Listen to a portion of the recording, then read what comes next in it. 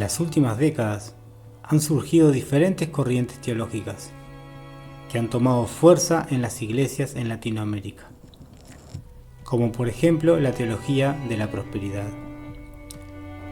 Uno de los desarrollos teológicos que más han hecho daño a la iglesia en las últimas décadas, también conocida como el Evangelio de la Prosperidad. Otro reto son el neoprefectismo y el neoapostolado. La iglesia contemporánea ha estado sufriendo en las últimas décadas en torno al surgimiento de los ungidos, es decir, estas personas ungidas por Dios que se autodenominan ungidos y que se creen superiores al resto de la congregación.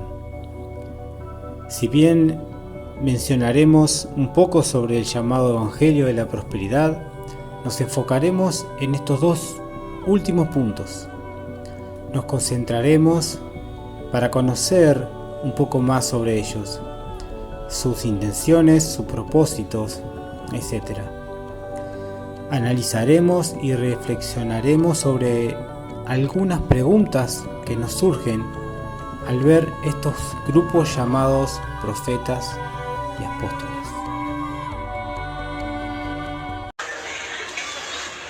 A mí me enseñó un apóstol algo, me dijo: Cash, a la iglesia uno siempre lleva dos cosas: Biblia y chequera. La Biblia para que aprendas lo que Dios te va a decir, y chequera para que lo adores. Aquí vemos algunos ejemplos sobre el Evangelio de la Prosperidad.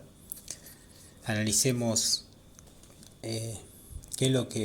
cuál es el mensaje de fondo.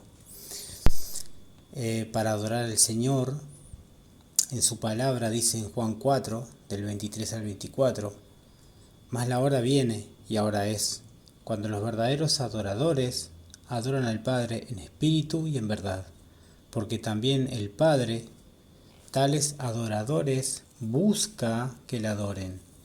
Dios es espíritu, y lo que le adoran en espíritu y en verdad es necesario que adoren.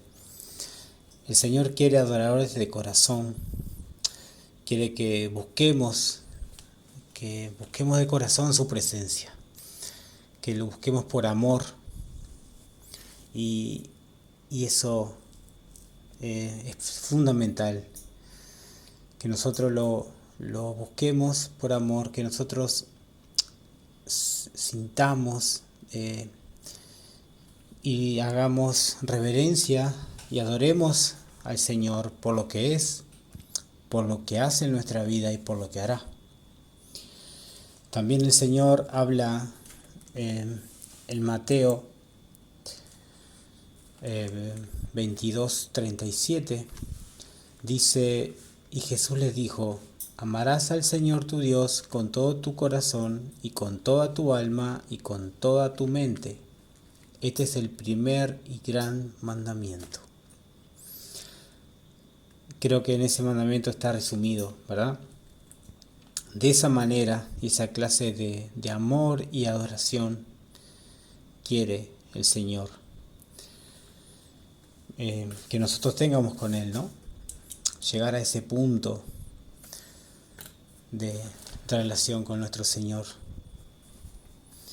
Veamos un último ejemplo y pasemos al tema de fondo, al tema principal de este estudio.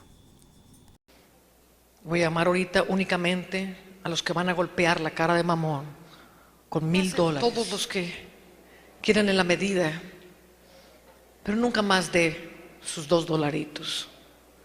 Haga un esfuerzo grande esta noche. Ahora vamos a guardar silencio. ¿Cuántos saben que hay una voz espiritual que habla en los billetes? Quiero que vaya a poner su billete en su oreja y vamos a oír hablar a los billetes. No se ría, el reino de Dios es sobrenatural. Ahora quiero que guarde mucho silencio porque habla muy suavecito.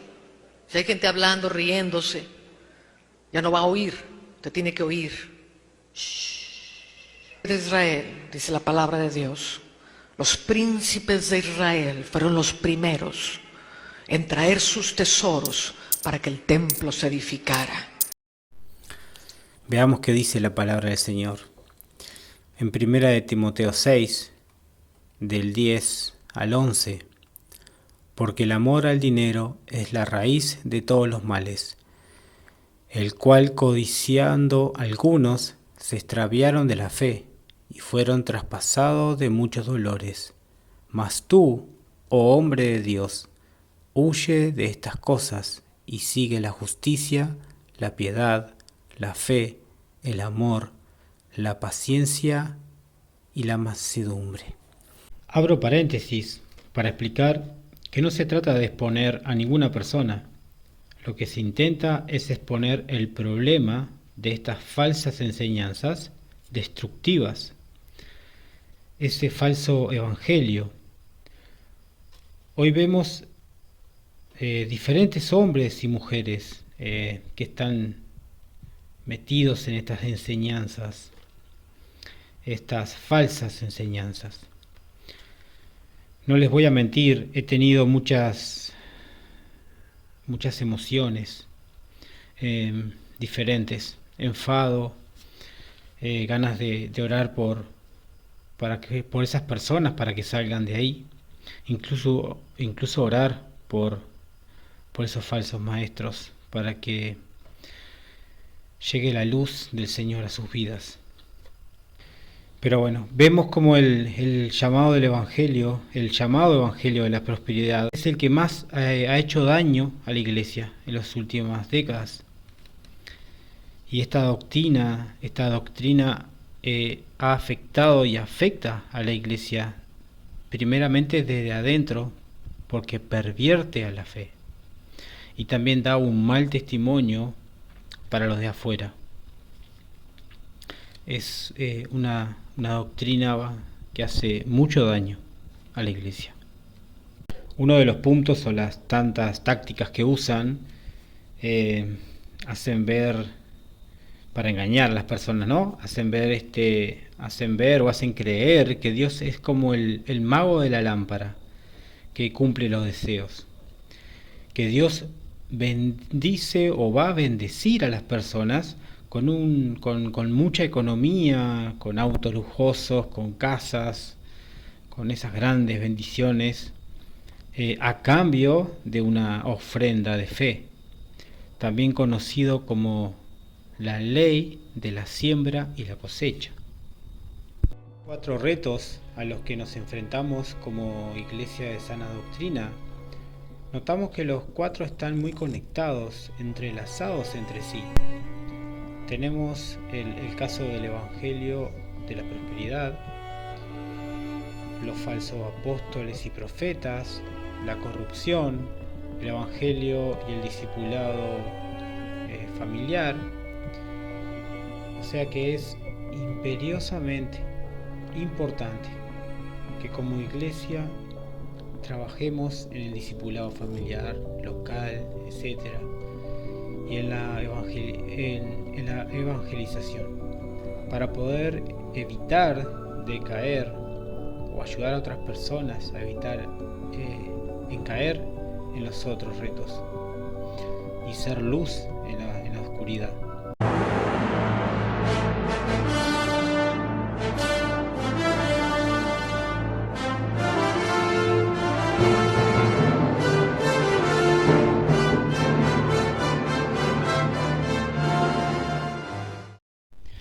Estas personas que se autodenominan profetas y apóstoles tienen un mal concepto de lo que significó ser un profeta o un apóstol. Veamos las preguntas que nos surgen y entremos en el tema. Algunas de las preguntas que nos fueron surgiendo y que se nos presentan son: ¿cuál era la función de un profeta en el Antiguo Testamento? La segunda, ¿en qué se parece o se distinguen los profetas en el Antiguo Testamento con los de la actualidad?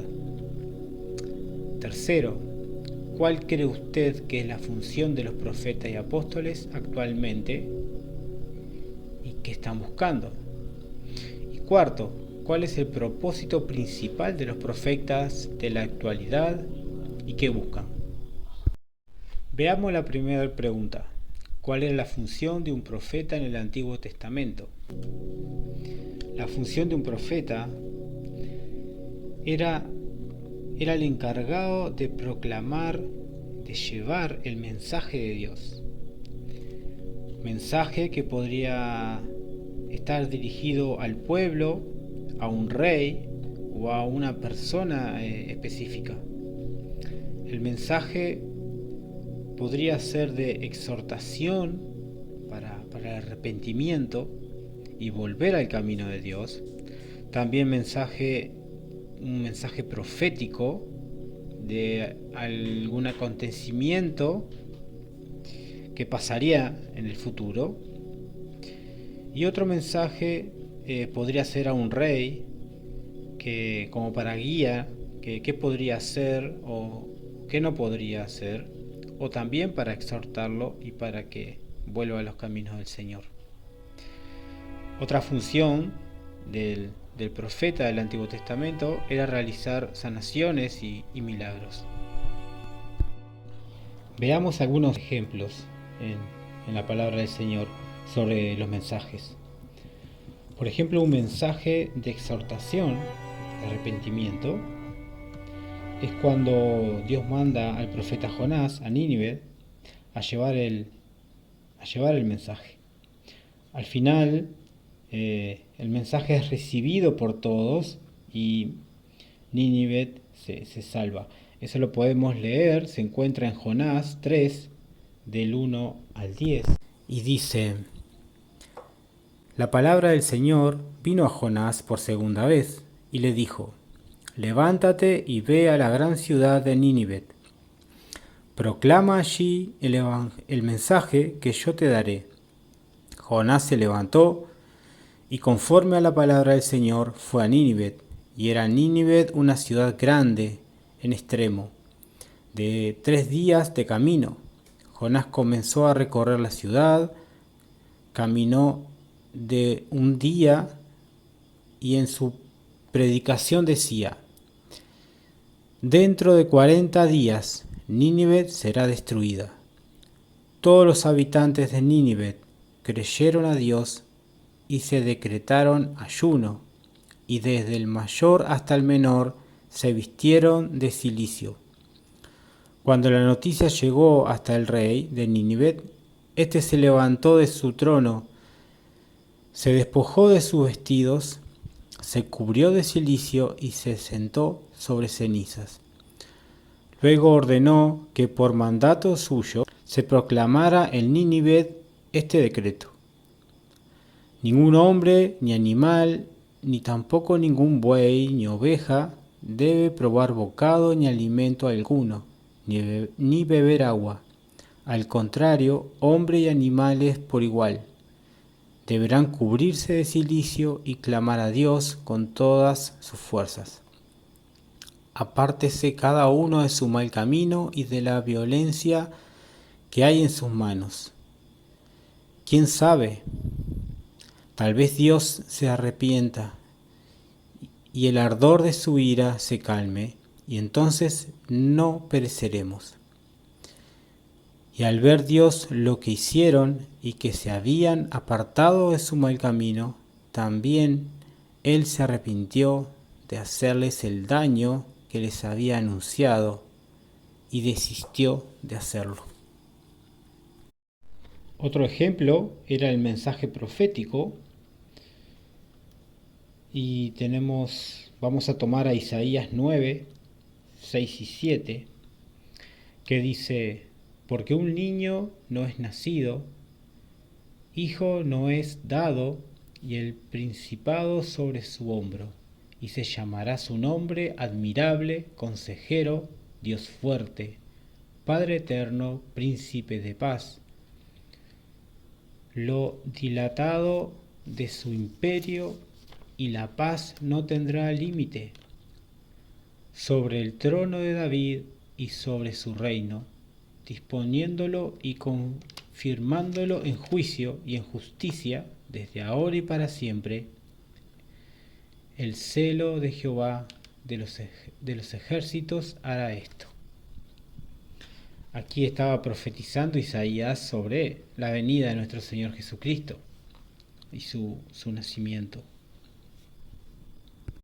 Y otro ejemplo de lo que habíamos hablado sobre los mensajes era sobre los mensajes de sanación y los milagros que hacían los profetas del Antiguo Testamento. En este caso usaremos el versículo de Primera de Reyes 17, del 21 al 23, cuando Elías resucita al niño. Y dice: y se tendió sobre el niño 3 veces, y clamó a Jehová y dijo: Jehová, Dios mío, te ruego que hagas volver el alma de este niño a él. Y Jehová oyó la voz de Elías, y el alma del niño volvió a él, y revivió. Tomándolo luego Elías al niño, lo trajo del aposento a la casa, y lo dio a su madre, y le dijo Elías: mira, tu hijo vive. O sea que vemos los ejemplos de los mensajes de los profetas y cuál era su rol de los profetas del Antiguo Testamento. Veamos la segunda pregunta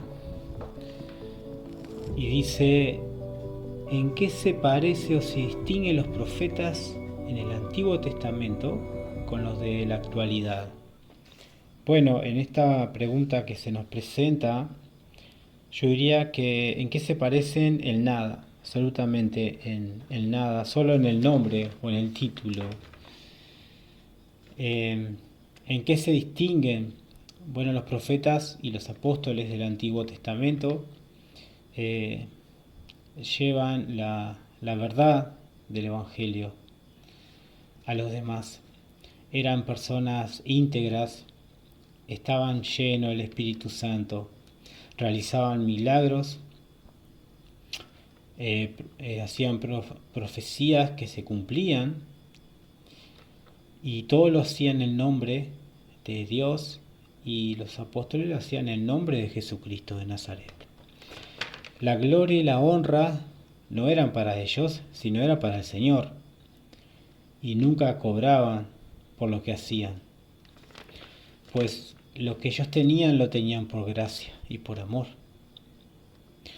También se distinguían porque eran perseguidos, encarcelados, torturados a causa del Evangelio y a causa del nombre de Jesús de Nazaret. ¿En qué se distinguen los profetas y los apóstoles de hoy? Predican un evangelio diferente, todo gira alrededor de ellos mismos. Tienen mucho deseo de poder, de codicia y de dinero. Profetizan cosas que no se cumplen, no hacen o no se sabe, pero no han hecho sanidades, milagros verdaderos o comprobables. Tienen mucha habilidad de palabra, pero muy poco conocimiento. Y la lista es larga, podríamos seguir. La tercera pregunta era: ¿cuál cree usted que es la función de los profetas y apóstoles actualmente y que están buscando? Están buscando desengañar, mentir, robar, autosatisfacerse. No me quiero enfocar en un tema de explicación bíblica o teología, de que si están vigentes los profetas y los apóstoles hoy en día. Personalmente creo que no, pero sí creo en los dones del Espíritu Santo. Pero los órdenes en la iglesia creo que hoy en día son diferentes. Hay un ordenamiento, pero que están fundados sobre ellos y sobre Cristo, y no se puede colocar un fundamento arriba de un fundamento, o sea, algo es que está firme, que son la base. Después de ahí, bueno, viene otra estructura, ¿no? hoy se conoce como obispos, pastores, diáconos, etcétera. Personalmente creo que el rol de estas personas no son los del Antiguo Testamento, no son bíblicos, y ellos tienen otro propósito. Están buscando estafar, robar. Y la última pregunta que se nos había planteado: ¿cuál es el propósito principal de los profetas de la actualidad y qué buscan? Bueno, creo que ya la contesté en la anterior, ¿no? En las funciones de los profetas, y estuvimos charlando ya sobre eso. El propósito de esta gente es sobresalir, ¿verdad? Tratar de tener un poder sobre la iglesia y sobre las personas. Creen que están por encima de la iglesia. Ellos se autoproclaman o profetas o apóstoles para tener un estatus y que esté sometida la iglesia sobre ellos. Si bien existe un orden, ¿verdad?, bíblico, no se establece una jerarquía. En el Antiguo Testamento o en la palabra del Señor, en el Nuevo Testamento, no había un apóstol que estaba por encima de otro, ni un profeta por encima de otros. Cada uno tenía una tarea para llevar adelante, ¿verdad?, dentro de la iglesia y fuera de la iglesia.